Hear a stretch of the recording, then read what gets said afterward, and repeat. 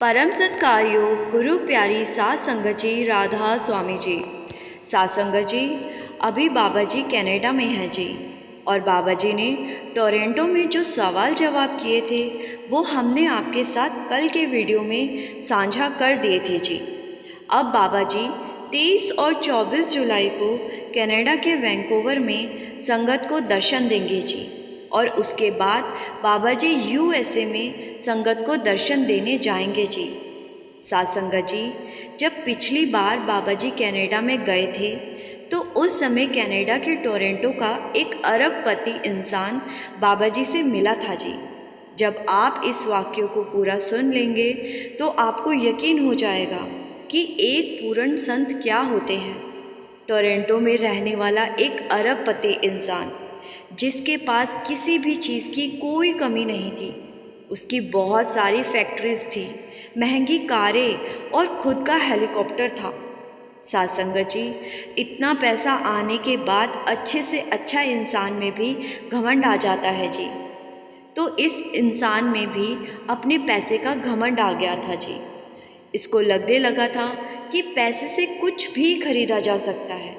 इसके जो रिश्तेदार थे वो इतने पैसे वाले नहीं थे, और इसके सामने तो वो सब बड़ी मीठी बातें करते थे, लेकिन इसकी पीठ के पीछे वो सब इस भाई से ईर्ष्या रखते थे। और इस भाई को लगता था कि मेरे रिश्तेदार तो मेरा भला चाहते हैं। सात संगत जी, इतनी अमीरी होने के बावजूद इस भाई को अपने जीवन में एक कमी महसूस होती थी जी। ये समझ नहीं पा रहा था कि आखिर किस चीज़ की कमी इसको महसूस होती है। इसको लगता था कि जैसे इसका मन हर समय किसी चीज़ की तलाश कर रहा है। एक बार ये अपने कमरे में बैठकर टीवी देख रहा था। उस समय टीवी में एक संत प्रवचन दे रहे थे।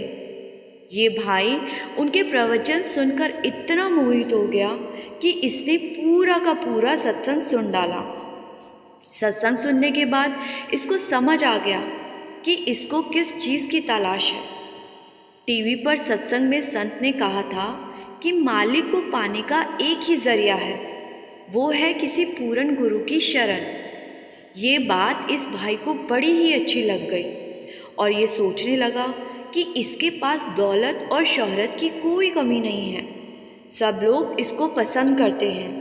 अब कमी है तो बस मालिक की भक्ति करने की। कोई ऐसा संत मिल जाए जो मुझे मालिक की भक्ति करने का तरीका बता दे।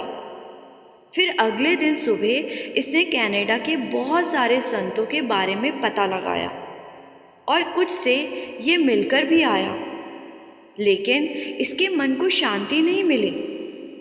ये पूर्ण संत की खोज में कनाडा का चप्पा चप्पा छानने लगा, लेकिन इसकी तलाश पूरी नहीं हो रही थी। फिर किसी ने इसको बताया कि इंडिया से एक संत साल में एक बार यहाँ आते हैं और अपनी संगत को दर्शन देते हैं। संगत उनको प्यार से बाबा जी कहकर बुलाती है, और जब वो आते हैं तो यहाँ रहने वाली उनकी संगत अपना सब ज़रूरी से ज़रूरी काम को छोड़कर उनके दर्शन करने पहुँच जाती है। तो आप एक बार उनसे मिलकर देखो, शायद जिसकी आप तलाश कर रहे हो ये वही संत हो। तो अमीर आदमी ने सोचा कि जब इतने संतों से मिल चुका हूँ और अभी तक खाली का खाली हूँ, तो इस इंडिया वाले संत से भी ज़रूर मिलना चाहिए। तो इसने पता किया कि बाबा जी ने कनाडा से कब आना है। किसी ने बताया कि वो आज से 2 महीने के बाद वैंकूवर में आ रहे हैं।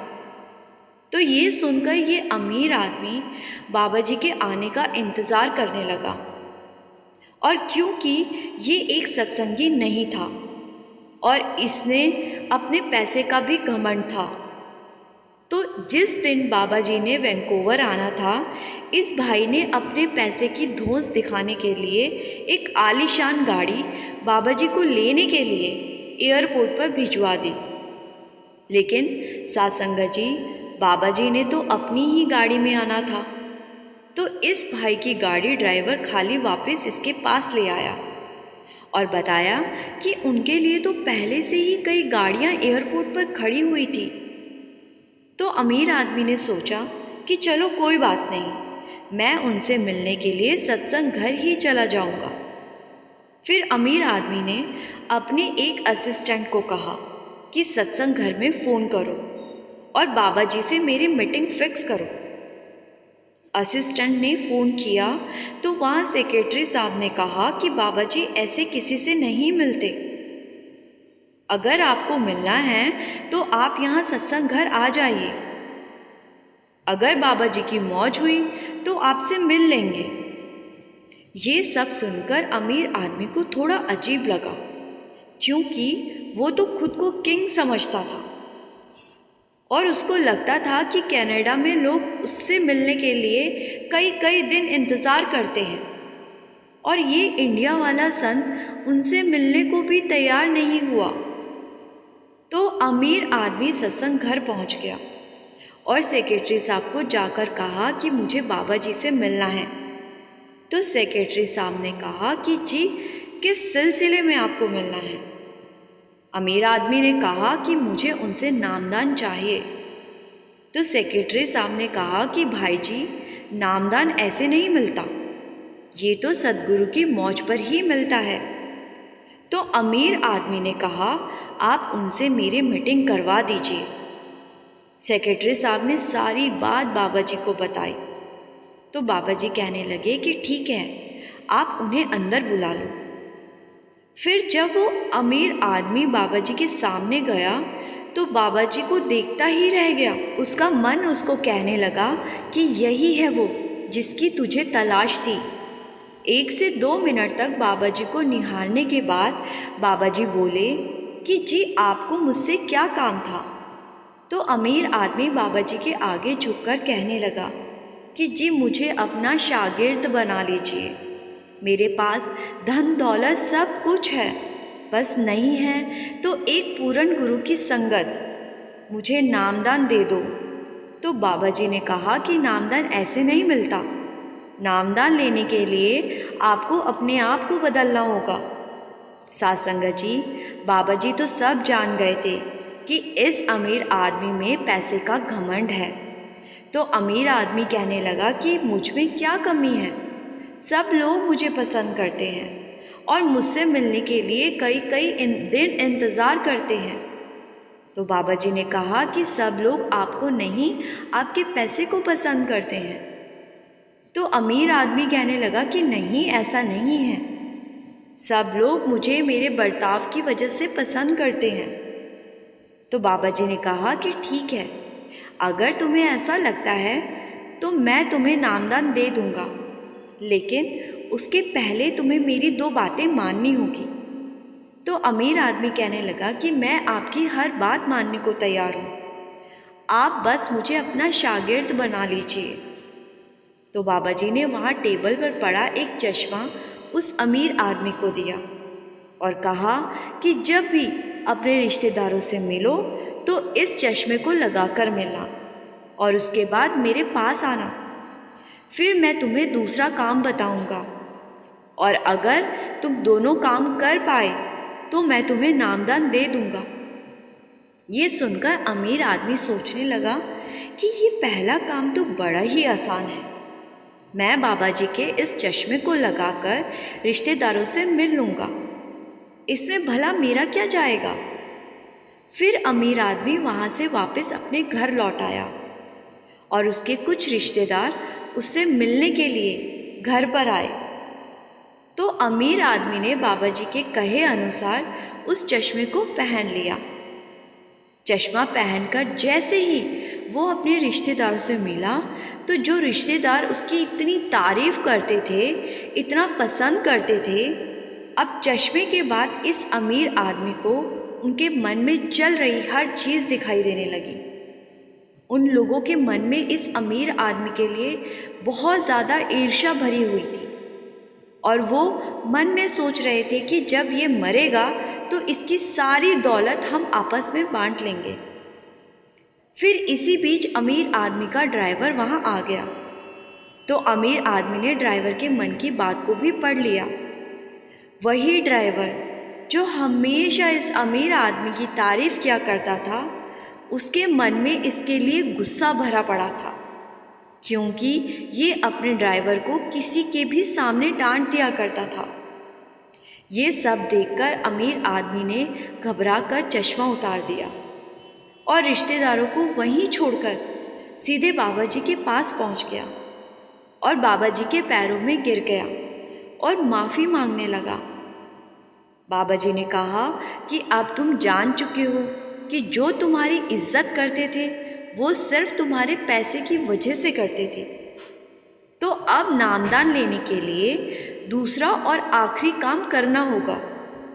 तो अमीर आदमी ने कहा कि अगर आप पहाड़ से कूदने को कहोगे तो भी मैं कूद जाऊंगा। तो बाबा जी ने कहा कि कुछ समय के लिए यहाँ सत्संग घर में सेवा करो। अमीर आदमी ने एक सवाल नहीं किया और कमरे से बाहर आकर सेवा करने लगा। बाबा जी और अमीर आदमी की बातें सेक्रेटरी साहब भी सुन रहे थे। तो अमीर आदमी के बाहर जाने के बाद सेक्रेटरी साहब कहने लगे कि बाबा जी अब तो ये सुधर गया है और इसका घमंड भी ख़त्म हो गया है, अब आप इसको नामदान दे दो। तो बाबा जी ने कहा कि नहीं, अभी ये नाम के काबिल नहीं हुआ। फिर बाबा जी ने कहा कि अगर तुम देखना चाहते हो तो एक काम करो, बाहर ये पौधे लगाने के लिए गड्ढे खोदने की सेवा कर रहा है। जब ये सारे गड्ढे खोद दे तो तुम इसकी नज़र से बचकर सारे गड्ढे बंद करवा देना और देखना कि ये क्या रिएक्ट करता है। तो सेक्रेटरी साहब ने बिल्कुल ऐसा ही किया जैसा बाबा जी ने कहा था। जब 3 घंटे की मेहनत करके कई सारे गड्ढे खोदने के बाद अमीर आदमी ने देखा कि किसी ने सारे गड्ढे वापस भर दिए हैं, तो वो गुस्से से चिल्लाकर बोला, अगर ये मेरा बाग होता तो गड्ढे वापस भरने वाले को यहीं गाड़ देता। ये सुनकर सेक्रेटरी साहब हैरान रह गए और सारी बात बाबा जी को बताई। फिर बाबा जी ने कहा कि अभी इसको नाम के काबिल बनने के लिए टाइम लगेगा, इसको सेवा करने दो। साध संगत जी, फिर 1 साल के बाद बाबा जी जब वापस कनाडा गए तो बाबा जी ने देखा कि वो अमीर आदमी अभी भी सत्संग घर में सेवा करने आता है और घंटों सेवा करता है। फिर बाबा जी ने सेक्रेटरी साहब को बुलाया कि अब उसको बुला लो, अब वो नाम के काबिल हो गया है। तो सेक्रेटरी साहब कहने लगे कि बाबा जी, मुझे तो ये आज भी वैसा ही लग रहा है जैसा पहले था। तो बाबा जी ने कहा कि ठीक है, एक काम करो, अभी ये बाहर सफाई की सेवा कर रहा है, तुम एक काम करो, जब ये वहाँ से सफाई करके अगली जगह पर जाए तो तुम साफ हो चुकी जगह पर फिर से गंदगी डाल दो। तो सेक्रेटरी साहब ने ऐसा ही किया और जब अमीर आदमी ने देखा तो उसने कुछ नहीं बोला और वापस उस जगह को साफ करने में लग गया। सेक्रेटरी साहब ने फिर से एक बार वहाँ गंदगी फेंक दी, लेकिन इस बार फिर अमीर आदमी चुपचाप वहाँ गया और फिर से सफाई करने लगा। फिर सेक्रेटरी साहब ने सारी बात बाबा जी को बताई और बाबा जी को कहा कि बाबा जी, आप तो सब जानते हो, आप तो जानी जान हो, आपको सब पता होता है कि कौन सी रूह को कब नामदान देना है। साध संगत जी, फिर बाबा जी ने उस अमीर आदमी को अपने पास बुलाया और उसको नामदान की बख्शिश कर दी। जो अमीर आदमी अपने पैसे पर इतना घमंड करता था, आज वो सत्संग घर में वॉशरूम की सेवा करता है और ना अब उसको पैसे का घमंड है और ना ही किसी से बुरा बर्ताव करता है। साध संगत जी, एक पूर्ण संत इतनी आसानी से नहीं मिलते, हमें मिल गए हैं तो हमें कद्र करनी चाहिए और सद्गुरु के हुक्म में रहना चाहिए।